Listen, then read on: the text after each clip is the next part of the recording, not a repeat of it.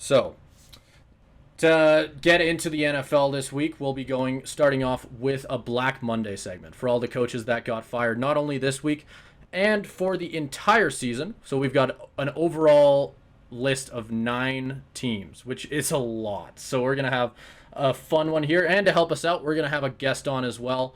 So joining us here is going to be Josh Arbuthnot, who if you're listening in over on Fresh Take, I'm sure you've heard his voice plenty.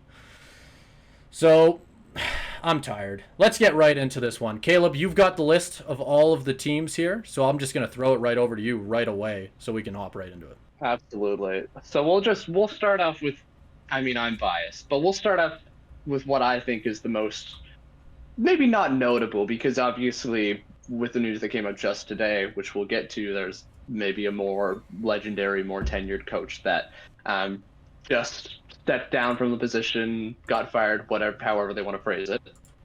So maybe not the most notable, but I think the most surprising. And with that, we're going to start with Pete Carroll. Not necessarily getting fired, but moving up to an advisory role, leaving the head coach role vacant. I'll throw it over to you, Josh, in terms of what you think about that and what that means for the Seahawks.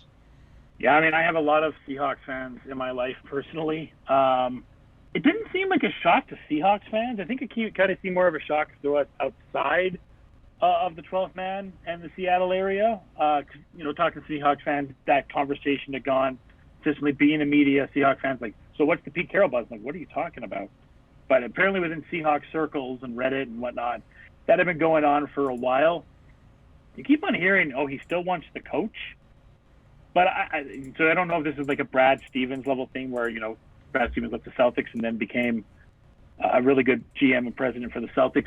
I think Pete can still do that. Remember, too, and I'm sure you know this, Caleb, too, there potentially still could be a sale for the Seahawks in the next 5 years here. So they don't want things to look unstable within the organization. They want to make sure things look good and healthy. And I think that's why you haven't heard a lot of names going around. You've heard Dan Quinn. There's been some, I'm sure we're going to mention Ben Johnson's for everybody's name it here, except for like maybe 2 for Ben Johnson. He seems to be sprinkling everywhere. Dan Quinn seems safe. He's with the Legion of Boom. He knows that organization. That seems to be where they're going.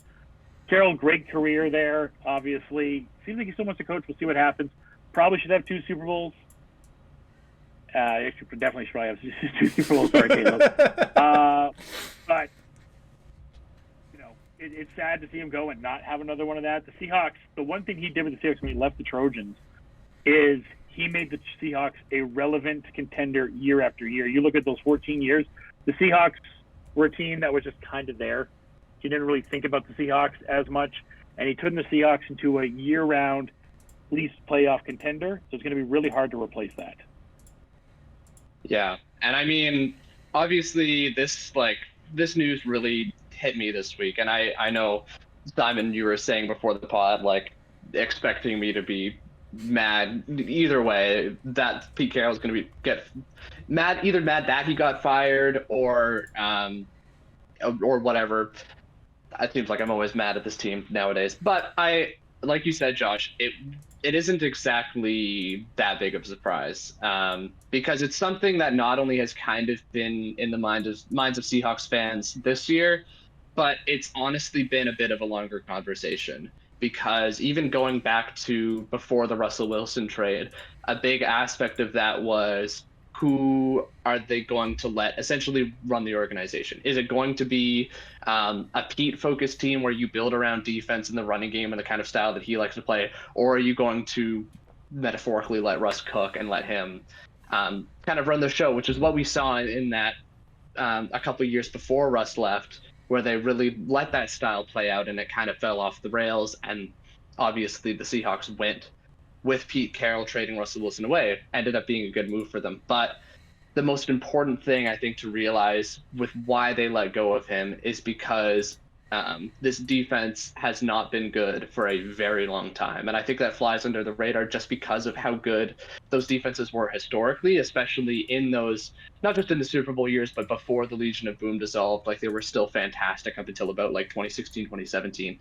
And it's just been terrible. And you've seen that especially in these last couple of games. The Seahawks had a wide open path to the playoffs, and it was their defense that let them down.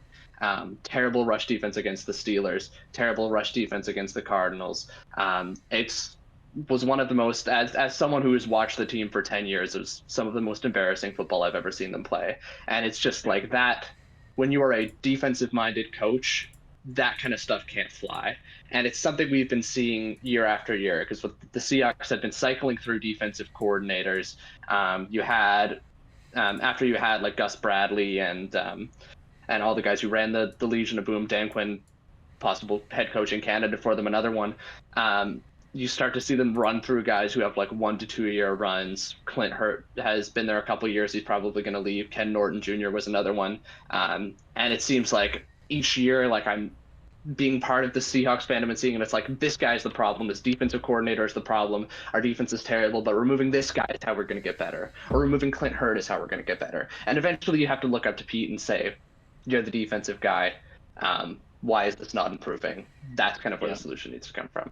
But yeah, I agree with you. Like, the secondary is great, you know, with getting Woolen and having Witherspoon, who may have edged out Jalen Carter for Rookie of the Year potentially down the stretch. Great pick there.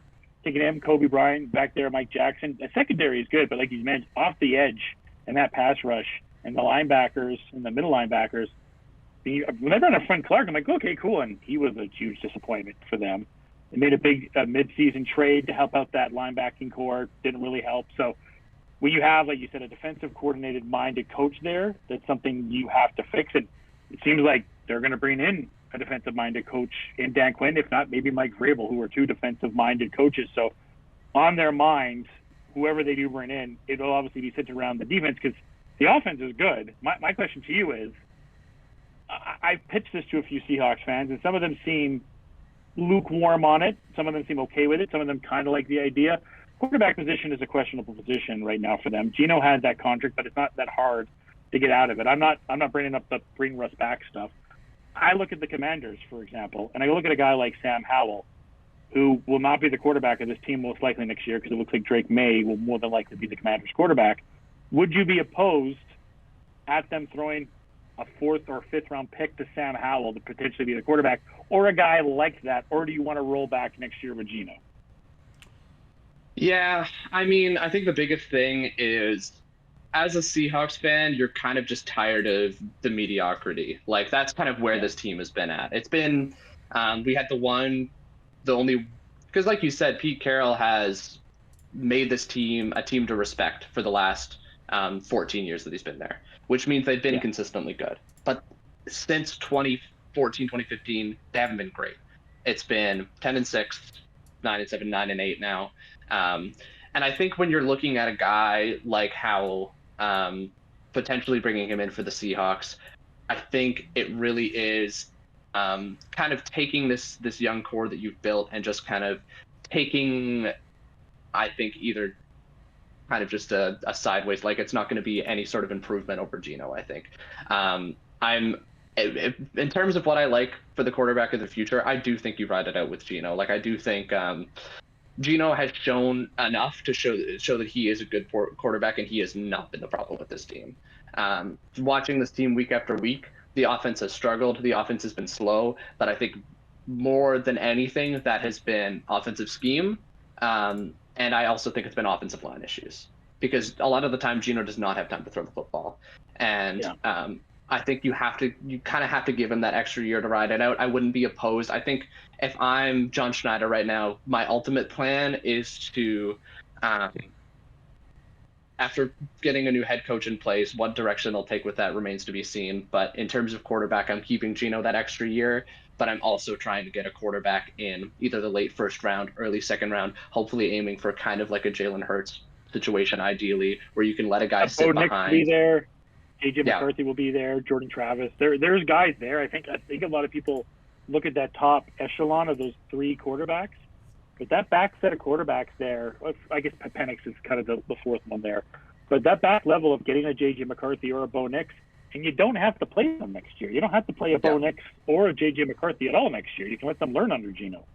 And I was going to say that as well. I think that's an excellent idea. I was going to just field the question to both of you guys.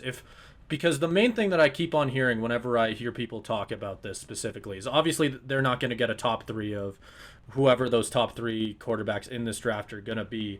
I'm curious. It's Caleb, Drake May, and Jaden Daniels. Right. And then Penix is the next level. Yeah, but if Seattle's not going to get that top three, who would you like to see Seattle grab there out of those next couple? Because this is a really deep quarterback class, and like you mentioned, Josh, the Seahawks do not need to look for a starting caliber quarterback this season. You don't need a guy to slide in right away. Geno could be that guy to maybe mentor somebody this year. So I'm curious what both you guys think on who you'd like to see Seattle grab. It true. Yeah, I think for me, I mean, I think my ideal situation is also kind of filled with a little bit of bias because as someone who's recently gotten into watching a lot of Washington Huskies football, it would be fantastic to see Michael Penix stay in Seattle because I think he's shown a lot, like the kind of chemistry that he's shown with Roma Dunze in terms of like the deep ball, like that he's able to throw. Like that specific aspect of his game reminds me a lot of how Russ played back in Seattle in terms of just how accurate he is. I went to the game against Utah that they had. It didn't matter if Adunze was covered. Like he's throwing it up there and he's placing it right in the basket. And that's the kind of thing that Russ did with Lockett. And if I can see that kind of connection again, I would just love that. He's got, and that kind of like quick release is another thing that, especially when you have offensive line issues, other than the last game against Michigan, and hasn't seemed, any sort of pressure hasn't seemed to bother him all year. That's kind of my ideal situation. He may be a little bit high, like you kind of said, Josh. He's like after the top three, it's a pretty decent gap, but he is kind of, I think, that next guy up after that. So that's kind of my ideal situation. But I think honestly, any of these kind of next level guys would be great. And I think another good comparison I can draw to is how Jordan Love has developed with the Packers. I think the idea of sitting a quarterback behind a starter is one that a lot of teams need to do. And I think if the Seahawks do that this year and kind of use that as a springboard to potentially trying to be Super Bowl contenders again, that would be great for me as a Seahawks fan. Well, Michael Penix is available. He will be a guy. I've seen him slip in drafts down to the 20th pick. It's not like it's a guy that you can't trade up for. Those top four players of going Caleb, Drake, Jaden Daniels, and Marvin, that seems to be locked in the top four, and we could talk about what the Bears will do with that in another day, but that top four is locked. But after that, Penix is a guy that will be available. And you know what? When the combine comes too, that could change. He could bump out maybe, one of these guys. I'm not going to get into it too much right now, but I have Penix, to me, as the second best quarterback in this draft. I have Caleb as the third best. I think I just haven't. I don't want to get too much into it because we have this stuff to talk about, but I just haven't seen Caleb Williams beat a top 15 defense yet. So I'm a little bit lower on him. I'm a little bit biased to notice I am a Carolina fan, but I have seen Drake May do things that teams look for and want from an NFL quarterback more, and Drake May checks those boxes, much like Michael Penix does. Yes, he struggled in the national championship game, but look what happened in that game. He just, O-line got destroyed. He had no room. But from what I've seen from Penix, that's the guy that's the crown jewel in this draft for me. That's the guy that has the highest upside. As much as I like Drake, and I think he can be the best quarterback, the sky's the limit for Penix. So a team like Seattle, a team like Atlanta we'll talk about, maybe my Raiders we're going to talk about in a bit too. Those are all teams that are going to be clamoring and trying to trade up for Penix because they know the Calebs, the Drakes, maybe the Jadens aren't going to be available for them. But for Seattle, a Penix would be there. Yeah, and I think that is the ideal situation. And like you talked about, the Michigan game is really like the only red flag from this last season, in addition to kind of injury concerns from his past years at Indiana. But I think you also have to take into consideration he also looked very injured at the end of the Michigan game too, like holding his ribs. Like he did not look okay at the end of that game. So I almost think you throw that out the window a little bit, especially after the performance he had against Texas. Like but I'll move the combine. Yeah. I'll move on from Pete to talk about another legendary coach. The news coming out today that this one is a little bit more expected. There's been rumors about it all season long, but after 23 years, Bill Belichick 24. Is no longer. Is it 24 now? Yeah, sure. I guess 2024. Hired in 2000. No longer the coach of the Patriots. Yeah, it's interesting. I mean, it's really good defense. If he had a quarterback, Patriots, I mean, maybe they were a playoff level. I mean, they had a playoff level defense. Didn't have a playoff level offense. And, for Bill, it's interesting what the winning situation he'll go to is, because he's 15 wins behind Dan Shula for the all-time win record for the coaching record. So he wants that. I don't think he's obviously not going to settle now. Obviously, the Falcons have been thrown around as the favorite for him, but he'll be watching that Bucs and that Philly game very, very closely. All I'll say is this for the Belichick and for the position: there's a spot that no one's talking about. I want to talk about really quick, and then I'll get back to you, Caleb. What can you say though? He did everything you needed from him. Just a great career.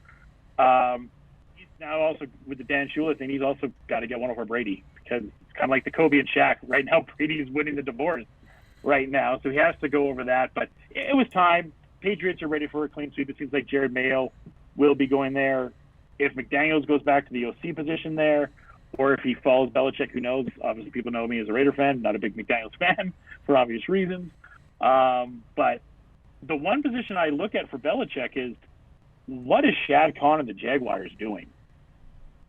Fire Doug Peterson and throw everything at Bill Belichick. We know the Khans have money from how Tony Khan spends money in AEW. Go and get Bill Belichick to have a quarterback like Trevor Lawrence that has not had the right development that we've seen. And yeah, it'd be another coach. It'd be his third coach in 4 years or whatever after going through the Urban Meyer experience. But you really should take the opportunity to get a guy like Belichick in South Florida. I'm sure that'd be a great spot. He'd love to retire. I'm just surprised more people haven't talked about the Jags as the spot. It's been Falcons. And we know Arthur Smith is going to be aggressive and try to go after him. But I don't know why the Jags aren't a spot that Belichick would look at. That's really interesting. I mean, with the Doug Peterson stuff, it's kind of interesting, especially because you wouldn't think that we'd be having this conversation after their first, whatever it was, 9 games, where they're 6-3 and things are looking good, and it looks like they're continuing in the momentum from last season. But things really did fall apart for them. And I think that it's definitely an interesting scenario to think about in terms of putting Belichick down there with a young established quarterback like Trevor Lawrence. So I think that definitely is an interesting possibility that is probably not getting talked about as much, just because that move to fire Peterson hasn't happened yet. But I think in terms of the talk about him going to the Falcons, I don't know if that's a fit I necessarily love. Not with the quarterback right now. Yeah, because I think for Belichick is the ultimate defensive guy. That's the part of this 4-13 Patriots team that was any good, like you mentioned. He's going to, with Bill Belichick, you're going to have a fantastic defense. That's what he's there to coach. And I think part of the reason the Brady-Belichick marriage worked so well is because when Belichick can handle the defense, you get Brady onto that offense and he can run the show. Because as we've kind of seen after he left, and some of the conversations the players have had, like, players were playing for Brady and that side of the ball. So I think you kind of have to have that side of the ball, especially the quarterback, like you said, figured out, which is why Atlanta doesn't feel right, because their offense is completely in shambles after how Arthur Smith mishandled it. So I'm looking more, I don't know what your thoughts about this are, Josh, but the Chargers are kind of my number one spot for Belichick, because I'm looking at pairing him with Herbert. And I know some of the offensive weapons quite aren't as good as they potentially used to be with Keenan Allen getting older, Mike Williams injury concerns and everything. But I think that defense has a lot of pieces that Belichick can use to potentially elevate them, because that team has so much talent. It's just about they're not being utilized right. And you can see how that was mishandled under a guy like Staley. I think if you bring in Belichick for that, who knows what can happen. Yeah, I don't know. Obviously, they're in the Harbaugh sweepstakes as well. My only problem with the Chargers is, like you mentioned, there's a few broken pieces on the offensive side. Austin Eckler's probably going to leave. Mike Williams and Keenan Allen always injury risk. They have a high pick. They could go for a guy like Neighbors or O'Tunes and take another rookie receiver. I mean, they took Quentin Johnson last year and it didn't work out for them. The only problem with the Chargers is they're over the cap hard. Like, they have a lot of salary and they got to shed salary. And unfortunately for them, it comes from the defensive side. And it comes from cutting the guys like Khalil Mack, Herb Derwin, James. Now, maybe if you get a Belichick, you rethink that. Because you do have the quarterback there that you can do it with, and you can reconfigure things.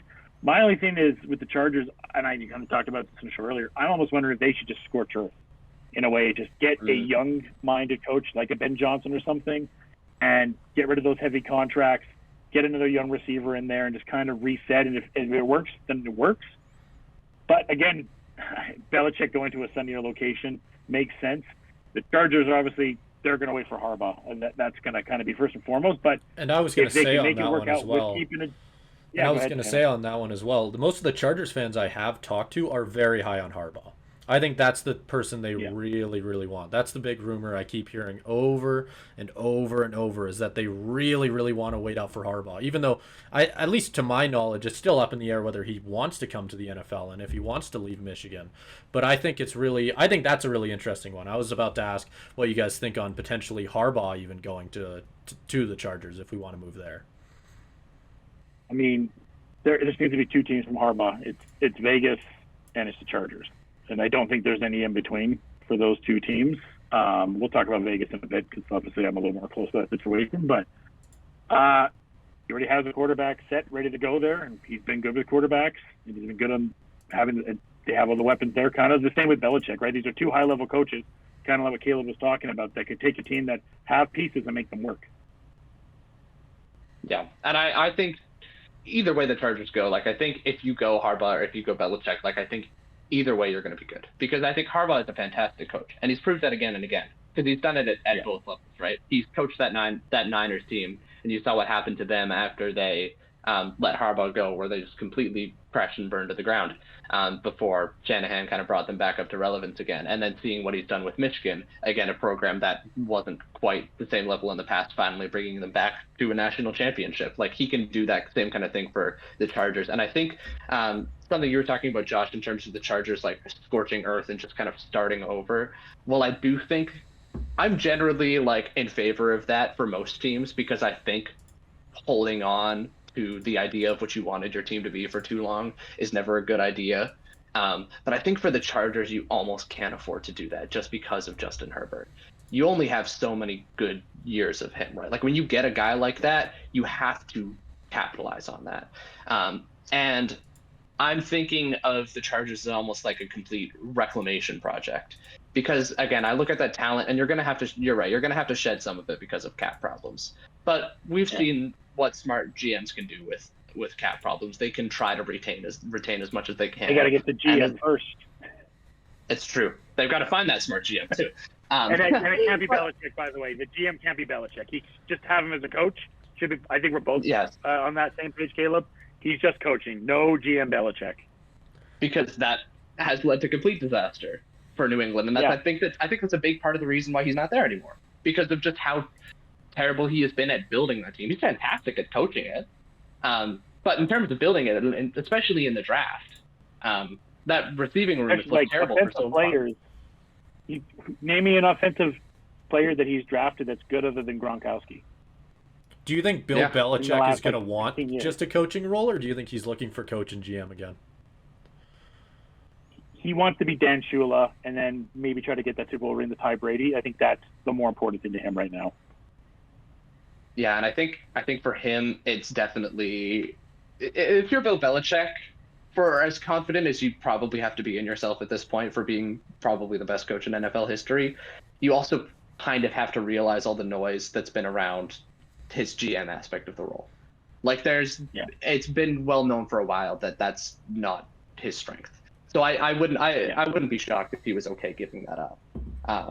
But we'll move on from Belichick. We'll go on to a little bit of a less exciting potential destination. And this was kind of a coach firing that we've known since about halfway through the season. And that is Ron Rivera down in Washington. What do you think next steps look for the Commanders after getting rid of their guy who they've had for the past 4 years? Well, I mean, I'd love to think they have. I'm a big Sam Howell guy. I think Sam is a good quarterback, and he showed it under Eric Bieniemy. I think that'll be one of the guys they look at. They'll look at Bieniemy, who hasn't got an opportunity to coach in this league yet and deserves a chance. But Sam had an up and down year at the quarterback spot, but he had no O-line. And then they traded Sweat away. They traded Chase Young away. Sweat was great in the Bears. So at least they have a new owner, but then they bring Bob Myers in to do some stuff, who was a GM for the Warriors. So some teams never change there, but new ownership there is going to help. They'll probably draft Drake May. Like I said, I think they should try to trade Sam Howell, because there'll be a team that will give you a fourth or maybe a third for Sam Howell. There's pieces there, but if I'm picking teams that aren't going to be in the playoffs next year, right now, it's the Commanders. They have some work to do. As much as I like Drake May a lot, and again, I'm biased. I'm a North Carolina fan, so I do like Drake. The coach I was looking at, again, Eric Bieniemy would be someone to go. That's not a Ben Johnson destination. Ben Johnson's not touching that team. I've heard the assistant coach on the Niners, Steve Wilkes, I think his name is. His name go around. But this is a very much, you talked about reclamation projects, Caleb. This is it. There's a few things to figure out on this team. They'll get a good quarterback, looking like it'll be Drake May, and then kind of build back up from there. Yeah, and again, to kind of reference the past conversation, you talk about kind of scorching the earth. The earth is already scorched. That happened when they traded Glenn Young.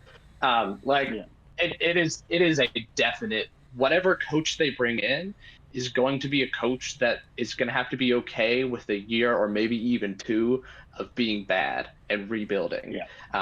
And with how, I think you make a great point. Ben Johnson's not touching that, because I think Ben Johnson is, he's going to have a lot of options in terms of where he wants to go. So Washington is probably not one of them. But I think what's most important about this coaching search is just kind of taking a step in the right direction, especially under new ownership, because the Dan Snyder era, that was all kind of routed in everybody knew that was complete failure of however long you own the team, 20 years or whatever. It's about kind of getting out from under that stench and starting anew under, I believe it's, what's his name, Josh Harris, or whoever the Josh Harris, he owns the Sixers as well. Yeah. It's about kind of starting in a new direction under him and getting rid of Ron Rivera, who I think is still a good coach. I think that's a tough situation for anybody. But kind of getting rid of that last remnant of the Dan Snyder era is important, and then just starting anew with somebody. I think if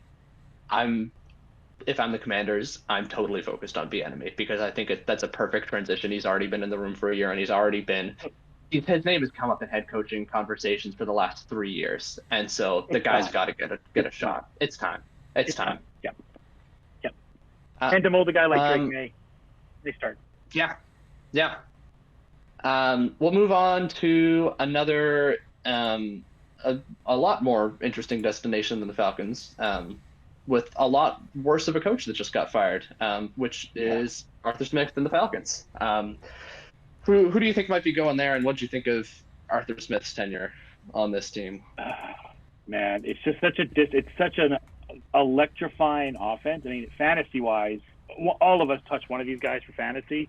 And this will be, whoever gets this coach, they'll reignite the Kyle Pitts fantasy buzz again. People are like, no, this is the year for Kyle Pitts. I swear. But you got guys like Kyle Pitts, Drake London is so good. A guy like Matt Collins, who was on my Raiders, who I thought was a really good slot guy, and they never really used him correctly. Having Cordell Patterson, I don't think was used correctly. Taking Bijan, not used correctly. Algier is great. It came down to a back, and they have a good defense too. Getting Jesse Bates was a great pickup for them. So there's good stuff on the defensive side. Going to have to take if Calais Campbell leaves, you're going to probably help the pass rush out a little bit more. But the more disappointing thing, the Falcons' defense was fine. It's the offense that was so disappointing, because there's just so many weapons. And obviously Belichick is at the top right now of people talking about this, but this is also a Ben Johnson team that has a lot of similarities to what he has with the Lions. The question is what they're going to do for quarterback. It's a team that could draft Penix. It's a team that could throw some money at Kirk Cousins, who's a big free agent, obviously, and one or two of these teams we're going to be talking about will be going after Kirk Cousins, though I do think he's going to stay in Minnesota. And it's a team that could go after Russell Wilson. They're really a quarterback away from being a scary team, the Falcons. Yeah, and I'm almost wondering if the Falcons are. I don't know off the top of my head what their kind of assets are looking like, but I almost wonder if they're a sneaky team to try to trade up into that top 3 area of quarterbacks, because the Bears are 8th pick right now. So it's not completely out of reach. It's not completely out of reach to where it's because, like you said, they are a quarterback away. And I think for me, other than the obvious disasters of this season, like a Josh McDaniels or like a Brandon Staley, I think Arthur Smith was the most frustrating coach. Yeah. Because you're right. He has a treasure trove. Like literally the best offensive weapons coming out of college that you could Even mentioned possibly Juno imagine. Smith, who we see in this Yeah. picture right here, like who's a great blocking and catching tight end. Yeah, and just all of that is completely misused. And it's just so frustrating because this team can be so much more. It's probably one of the most talented 7-10 rosters in the NFL, and just to see Arthur Smith continue to not feed the ball to his top weapons using like Kyle Pitts as a diversion instead of actually throwing the ball to him, it's so frustrating. And I was very happy. I mean, obviously you don't want to see anybody get fired, but like it needed to be a change. At Atlanta. I think everybody knew that one guy who was just like, this will be the week with Kyle Pitts. This will be it. Yeah. Everybody knew that guy. Whether you were that guy or not, everybody knew that guy. I was that guy with B.J. Robinson. Every single day of that, every single week of this season, I started him and went, this will be it. This will be it. This will be it. 30 points. 30 points. 30 he went in points. top 4 drafts, top 4 in fantasy drafts this year because people are like, this is a, like, he can be a CMC right away. That's what people had the faith in Bijan there, and he can. It's just we had the weird sick game with him. It was just a lot of weird stuff for that really talented offense. Yeah, which is like, again, I think this, because Ben Johnson, like you said off the top, Ben Johnson is going to be a name that's connected to pretty much every head coaching destination, just in terms of how valuable he is. But if I'm picking one destination, on here that he's not attached to.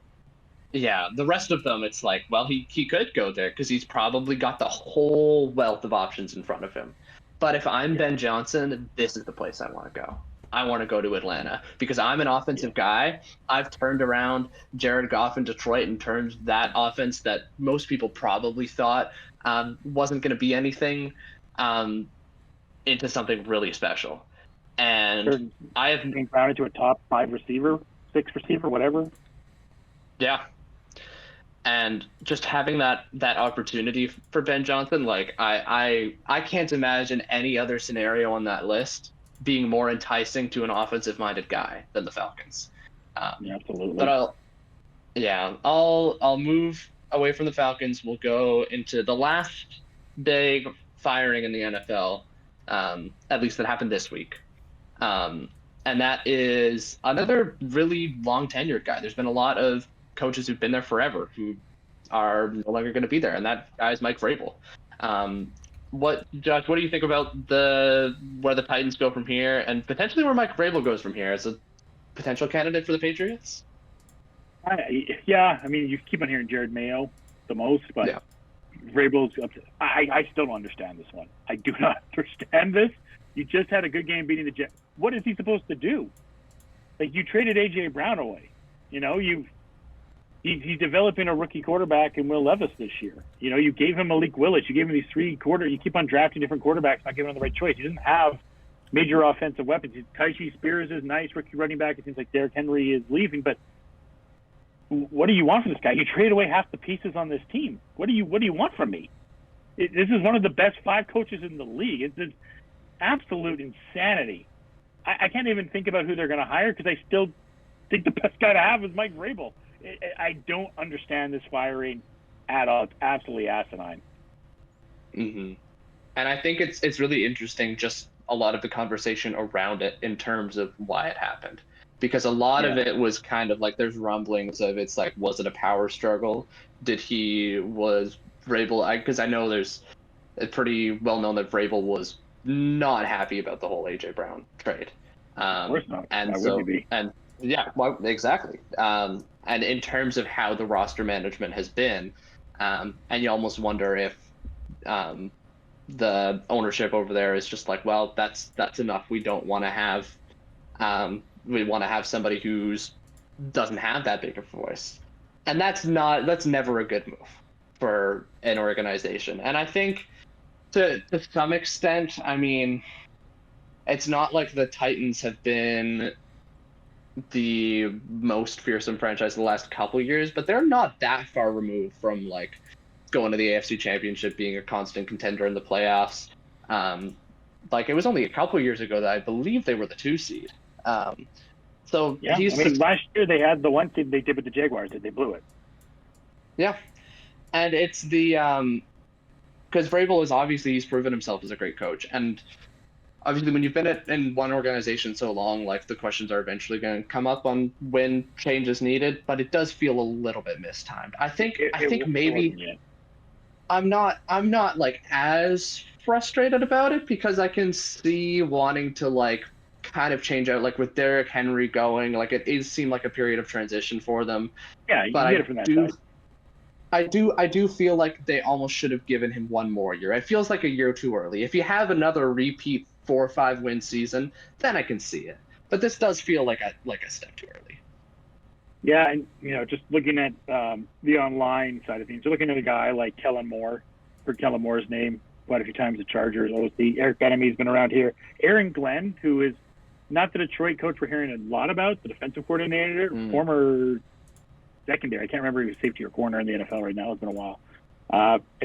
Antonio Pierce, they asked for an interview with him, and over my dead body. We'll get to in a bit, but I believe the Raiders blocked that. So I don't think Antonio Pierce makes sense for what this team is right now. It makes sense if they're going to get someone. It makes sense to get a young coach because, like you kind of talked about with the Commanders, Caleb, come in, work with Will Levis, and it's going to kind of be whatever next year, and let's just kind of figure this out together.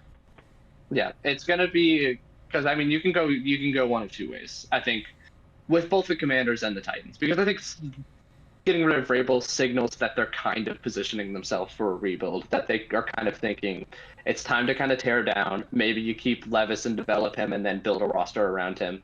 So I think you go either one of two ways. You kind of get a bridge guy in terms of kind of taking a risk on a coach that you think may or may not work out, and then if it doesn't, whatever, it was kind of a wasted year anyways. I'm kind of thinking like what the Texans did with Lovie Smith, where that was very clearly like a bridge. Or not Lovie, who was the other guy? They like David Culley, whatever that mess of a couple of years was. You could do that, or you could just you could try to build around a coach. And either way, I do think it's just going to be a lost year anyway. So the Texans, or not the Texans, the Titans, I think are going to be they're kind of were one of the most forgettable teams for me this season anyways. And I think they're going to continue to be that for 1 to 2 more years, but hopefully they can start building something around Will Levis because I think he showed a lot of promise, and hopefully they can get someone who can help nurture that.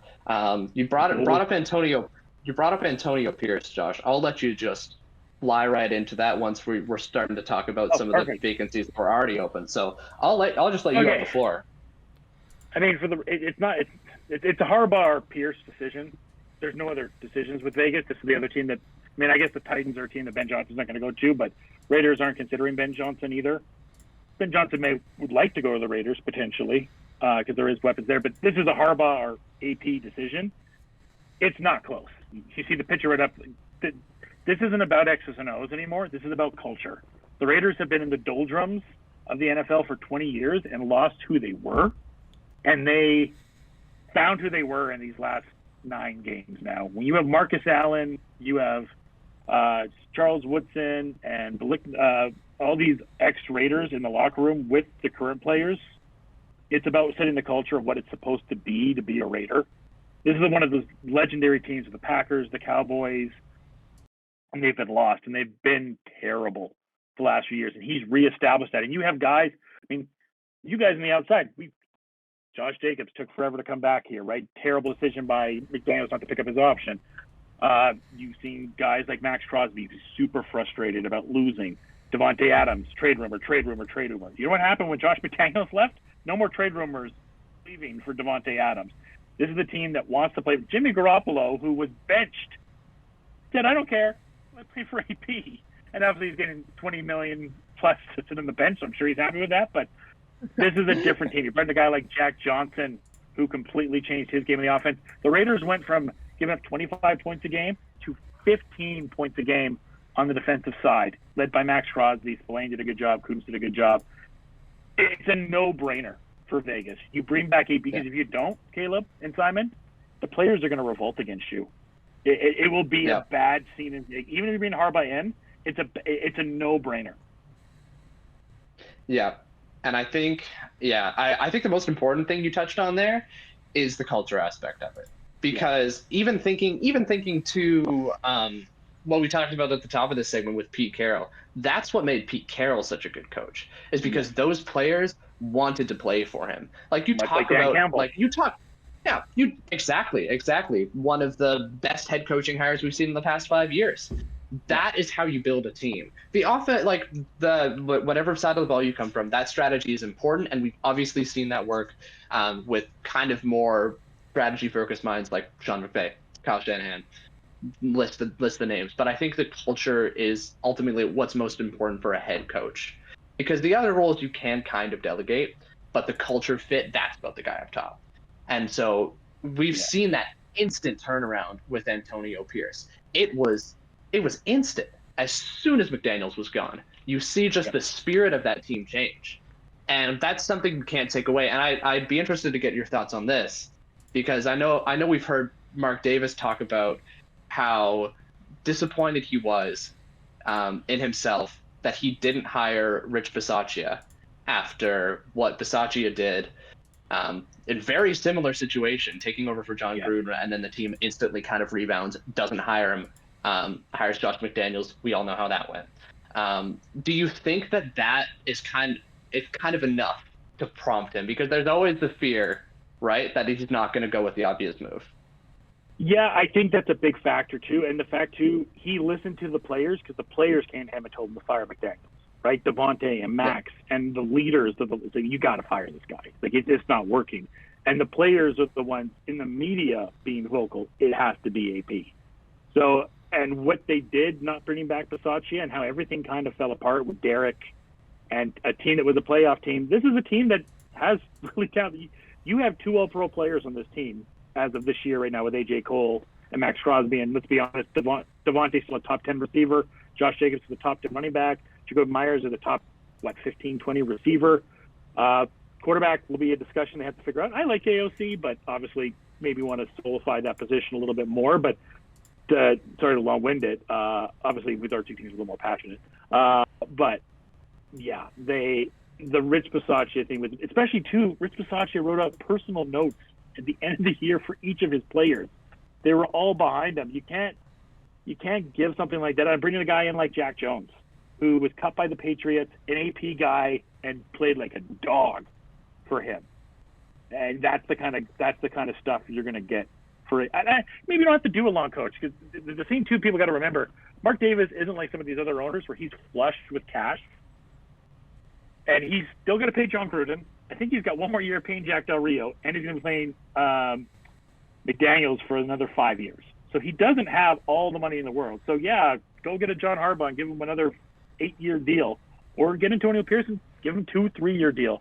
At the end of the day, Antonio Pearson is the guy from Compton, California. He grew up with NWA and grew up with the Raiders, like a lot of us that became Raider fans, and just wants to see the Raiders come back. And when he had that embrace, the first picture that Simon showed with the Raiders at the end of that game, that was the antithesis of everything that he has talked about of being a Raider. Yeah. Because really, like, with everything that Antonio Pierce has done in however many games it's been like only 9 games with the Raiders, it's like he has embodied what that Raiders culture is supposed to be like. Like that even the games we lost. Yeah, even the games we went toe to toe with Miami. Peak Miami, healthy Miami.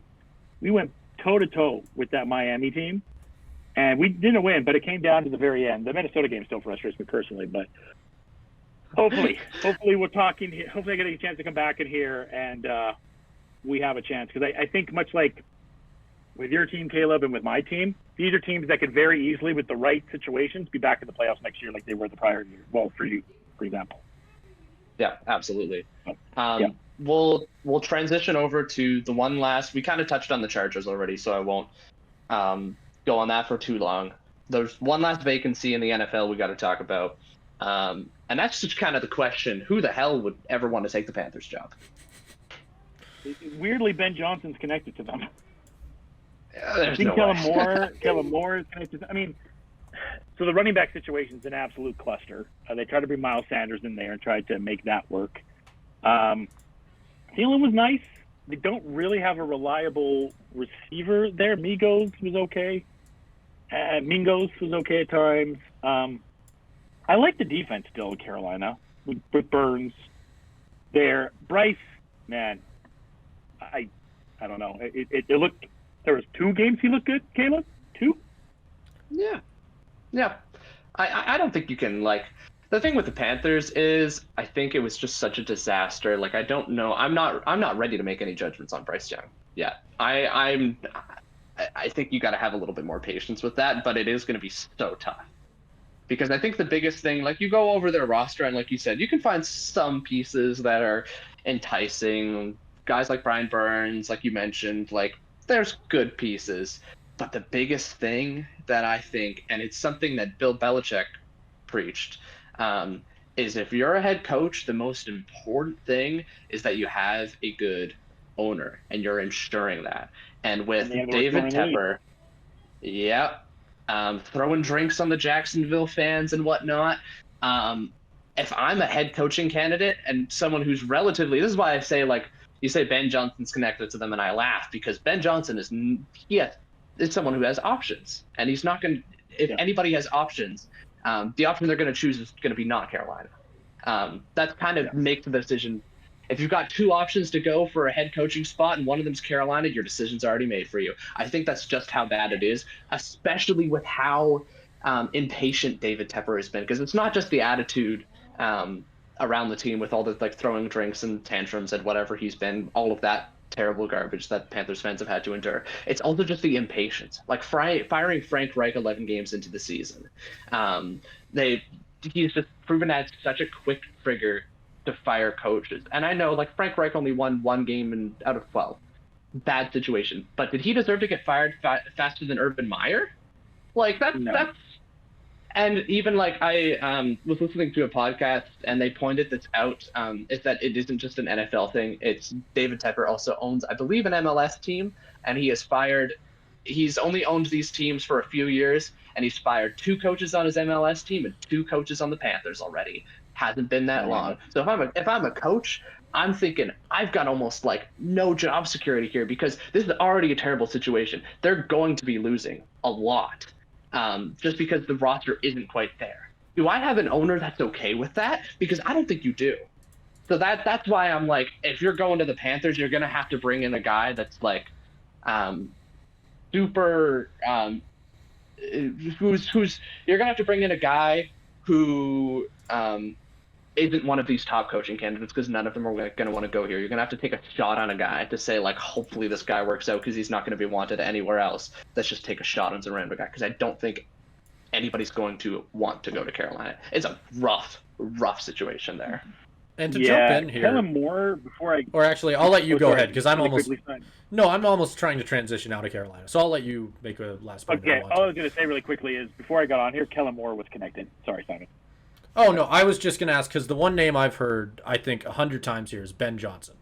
But I don't think we've really labeled him necessarily to one team. It feels like there's always one guy ahead of him on the chart. So I'm curious if either of you guys really have a spot that you think Ben Johnson is going to end up, for sure. Falcons? Yeah, if they don't do Belichick, Falcons. If they don't do Belichick, Falcons. And then, if not, if Belichick goes to the Falcons, then Chargers as well make a lot of sense. Yep. That would probably be my exact order too, because it's just like, if I'm looking at Ben Johnson, it's just like I'm looking for a team with a broken offense that has pieces that can be fixed. Falcons are the number 1 thing for that, and then Chargers with Herbert obviously are the number 2, because the other ones are just a work in progress. I would even say like a sleeper team might be my Seahawks, because obviously you need to get better on the. What you could do? You might. You might, because the defense is a huge issue, and that's going to be your number 1 concern, because I think the offense has significantly outplayed them this year, but it also looked stagnant at a lot of the points with one of the most talented groups I've seen, just based on pure like list of names on the team. Because that offensive line, as bad as it was, still has Charles Cross first round pick, like a bunch of Abe Lucas, who played really good in his rookie season, Damian Lewis, who has been pretty decent in his I guess close to like 3 or 4 years in Seattle now, and then they're probably going to use another couple high draft picks on an offensive lineman. Like, there's lots of tools there, and that's kind of a sleeper pick. I think Falcons and Chargers are probably the number 1 and 2 slots, but I would almost slot Seahawks in right after that.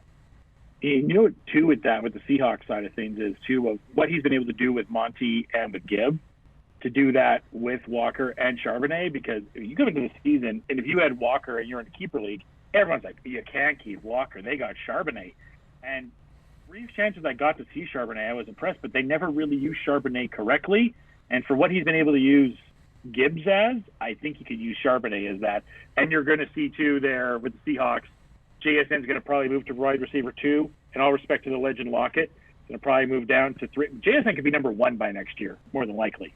Because DK does have those fumbles. So we all know DK has those fumbles every once in a while. But that is a sleeper team. Dan Campbell's a safe pick for them. But absolutely, I think Ben Johnson in Seattle could be really, really interesting.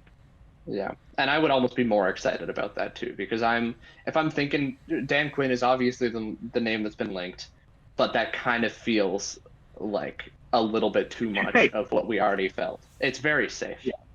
And if I'm a Seahawks fan, no shit, if you've watched this podcast before.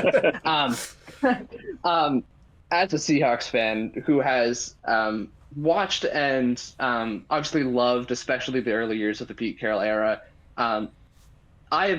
Pete Carroll has been my coach for the last for the entire time I've watched this team. I've watched this team since I was 9 years old, and he's been my coach that entire time. And while it has been fantastic and obviously brought us a Super Bowl, I am kind of looking for something different. And to go with Dan Quinn, I don't think I'm getting that. I may get in defensive improvement, I may get something else, but I'm not getting something that different.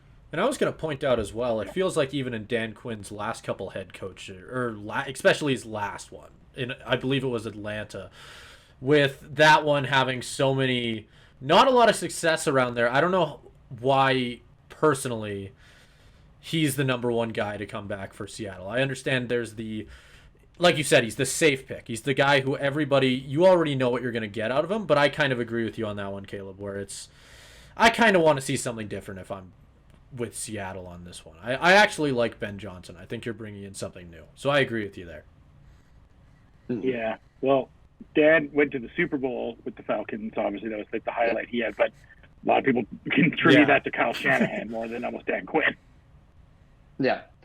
And, I mean, there's positives in terms of what Dan Quinn's done with the Cowboys. I think that's kind of – because with Dan Quinn's initial success – you can always attribute it to someone else. Like you said, Falcons tenure, Kyle Shanahan was on the staff. Legion of Boom, just the overwhelming talent of that defense, plus Pete Carroll. Micah Parsons. That's true, but I feel like even before Micah Parsons really started to break out, you saw significant improvements in the Cowboys defense because of what Dan Quinn brought to the team. So that does kind of like, that's why if they hire Dan Quinn, I'm not going to be mad. But it does feel like a little bit of a safe pick. Yeah, he's a great pick. Yeah. He probably, if I had to nail it down, I would pick Dan Quinn for the Seahawks, but Ben Johnson is an exciting pick. And if you're a Seahawks fan, where, let's be honest, those offenses, other than Marshawn, were never like light you up exciting. It was the Legion of Boom that did it. And as you were saying, Caleb, like, this is the first time it's like, we got a lot of weapons. Like, this is an exciting offense. Yeah.